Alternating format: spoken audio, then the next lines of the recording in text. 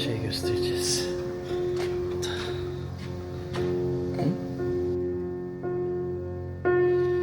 Türkçe var ya. Basalım. Sen biliyorsun.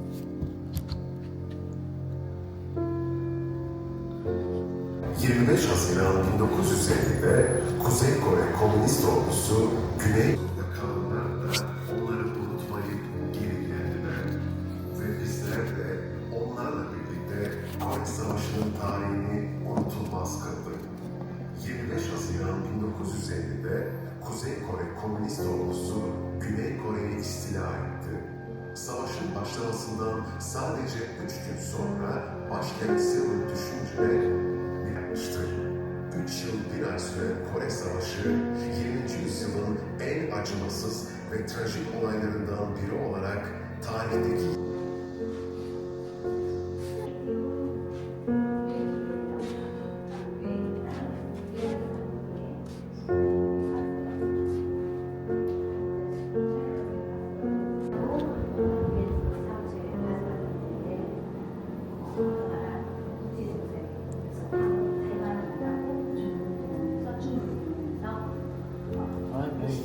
Yunus güzel büyükelçi olmuş. Kore Savaşı'nda katılan bir asker. Büyükelçi olarak görev yapmış. 1987.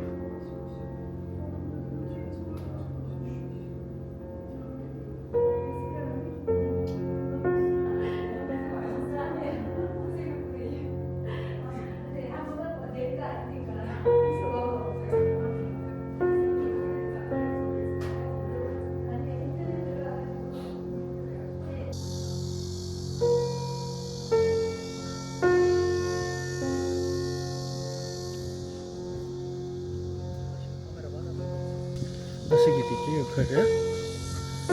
Ortasında gidiliyor. Şu yukarı kadar çıkacağız, bak orada Türkiye. Şu en başa gideceğiz. 조금만 참아. 미안해, 이안. Anneciğim özür dilerim ama burası önemli. Seninle büyüyünce tekrar geliriz, uyandım anlatırım. İnşallah.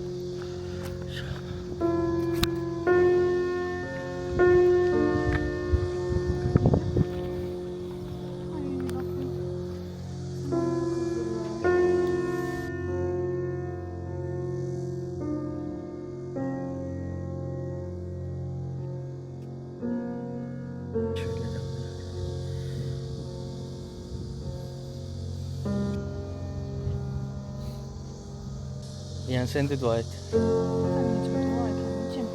Bunlar olmazsa anne baba uçmazdık.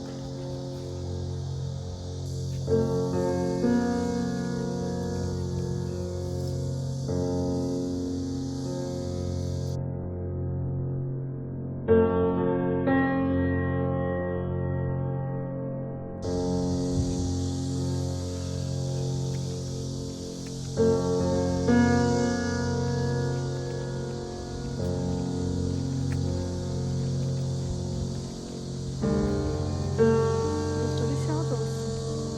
Bilin.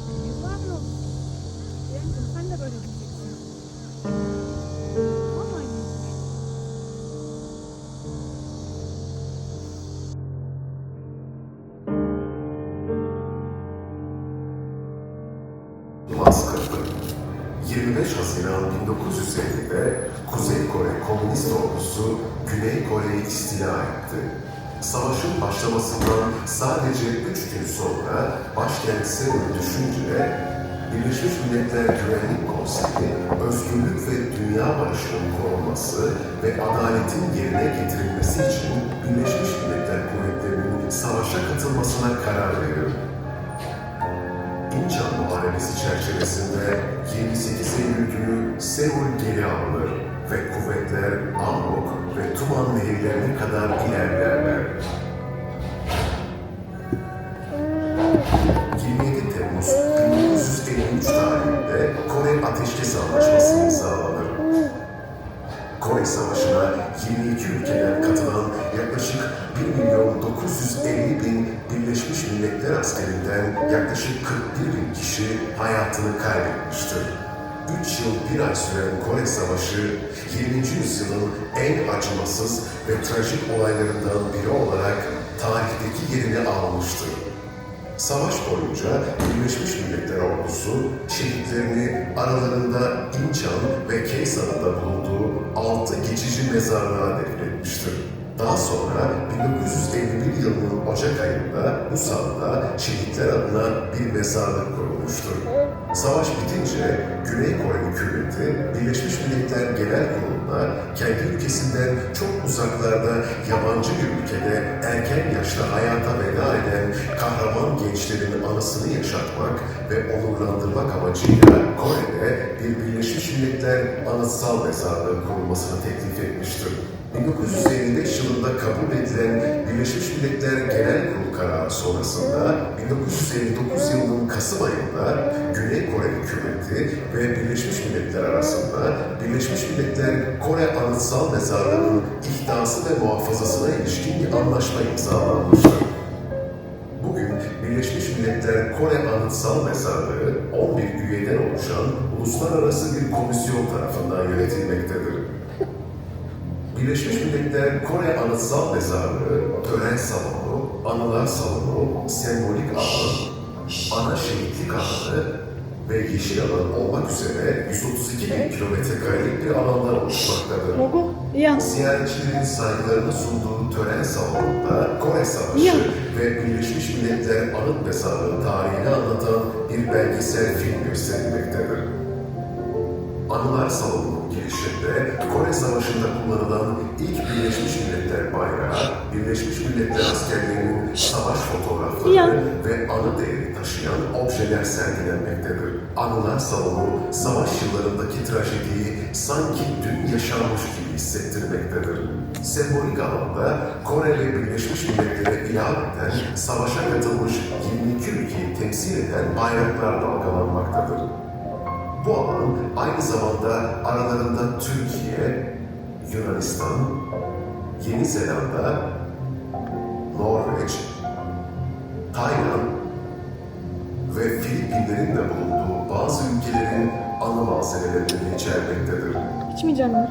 Şehitlerin önemli bir kısmının defnedilmiş olduğu ana şehitlik alanında Avustralya, Kanada, Fransa, Hollanda, Türkiye, İngiltere, ABD gibi ülkelerin anılarına yaptırılan anıtlar bulunmaktadır.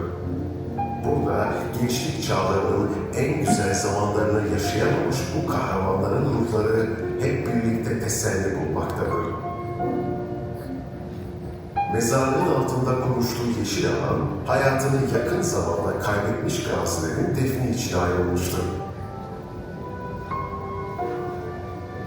Bu gaziler vasiyetleri üzerine diğer askerlerin yanı başına yeşil alana defnedilmişlerdir. Mezarlık ayrıca Kore Savaşı'nda şehit düşen askerlerin isimlerini barındıran hatırlama duvarı, Birleşmiş Milletler Kuvvetleri Anıtı ve aileler tarafından bağışlanmış anı malzemelerinin sergilendiği ikinci bir anılar salonuna da ev sahipliği yapmaktadır.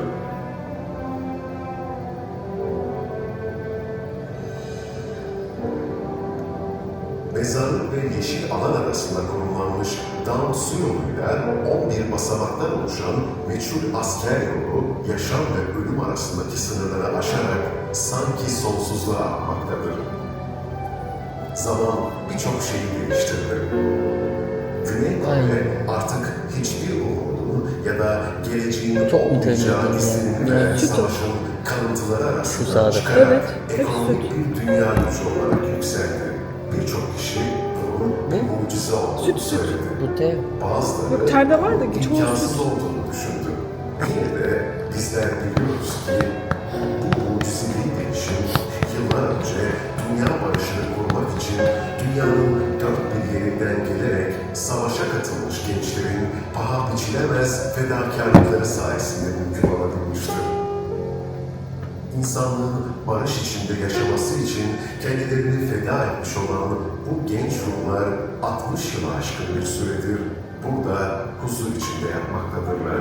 Şehitlere saygılarını sunmak üzere mezarlığı ziyaret edenlerin sayısı hiç azalmamaktadır. Her yıl 6 Haziran'da idrak edilen anma günü, 25 Haziran'da gerçekleştirilen savaşın başlangıcı yıl dönümü ve 11 Kasım'da yapılan Yüzünü Bu Sana Dön anma günü vesilesiyle sivil katılımlı törenler ve birçok etkinlik burada düzenlenir. Ayrıca Birleşmiş Milletler bayrağı her gün saat 10'da törenle göndere çekilir ve saat 4'te indirilir. Mezarlığa defnedilmiş askerlerin ölüm yıl dönümlerinde fedakarlıklarına teşekkür etmek amacıyla mezarlarına bayrak ve krizanthem çiçekleri konulur. Mezarlığın resmi ana sayfasında dünyanın her yerinden katılımın mümkün olduğu şehitler arasına sanal çiçek sunma etkinliği düzenlenmektedir.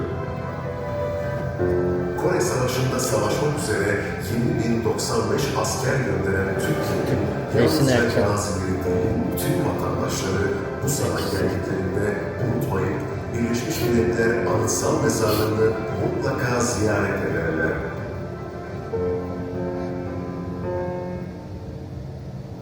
Onların içinden kardeşimiz olarak doğmuş Kanadalı asker Percy tekrar kardeşlerinin yanına son yolculuğu uğrandı. We grew up in a small little town. My Uncle Joe was the oldest of 7 children, and then there was a sister, and then my dad. So my dad and Joe were like best friends. They did everything together, played, worked. They were always together. My dad signed up and went to Winnipeg and during the war, and he didn't talk to his brother about that at first. He just did it, and a few months later, there was his brother who came to look after my dad. Fakat iki kardeş devam eden savaşta buluşma imkanı bulamadılar. Bir gün küçük kardeş yıkıcı bir haber aldı. Bu haber abisinin savaşta vefat ettiği haberiydi. Abisini orada bırakıp tek başına geri dönen babam ömrü boyunca olanlardan kendisini sorumlu tuttu. Kore'deki abisinin yanına gömülmek istediğini söyleyen bir vasiyet bıraktı. İki kardeş şiddetli bir yağmurun yağdığı 2012 yılının Nisan ayında sonsuza kadar birlikte yan yana hayata gözlerini yumdular.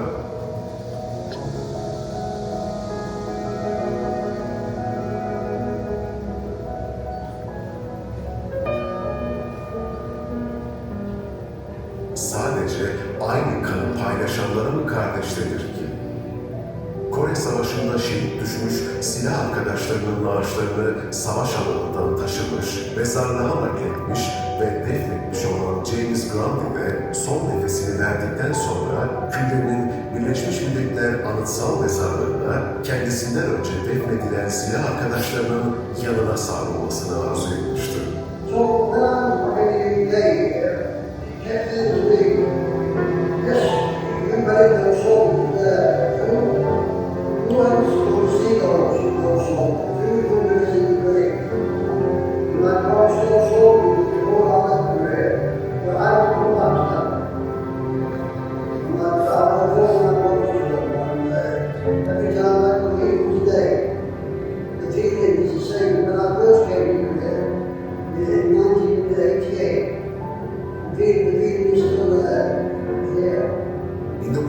1988 yılından bu yana 35 yıl boyunca her yıl kendi imkanlarıyla burayı ziyaret eden Grandi, 90 yaşına geldiğinde utanarak yoldaşlarının mezarlarına gözlerini dikti ve selam verdi.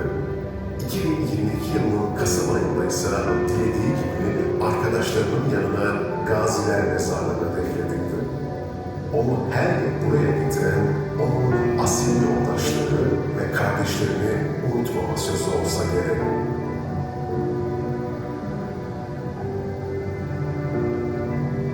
Bizlerin çok da önemsemeden huzur ve özgürce yaşadığı bu dünya, burada uyuyan askerlerin çaresizce yaşamak istedikleri yanılarını seve seve takas etmeleri sayesinde korunabildi.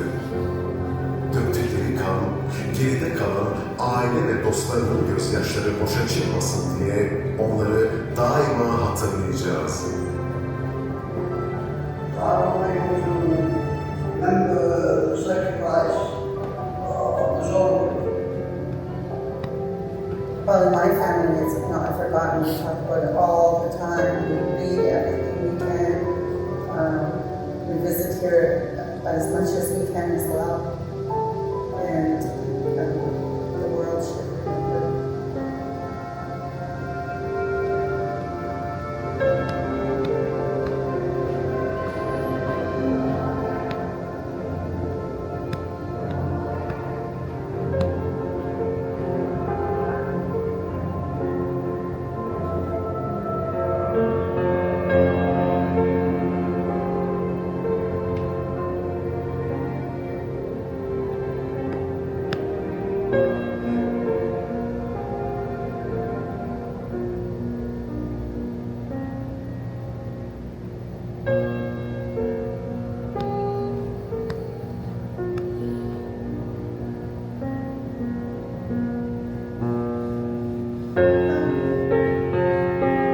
Tuvalete gideceksen git gel.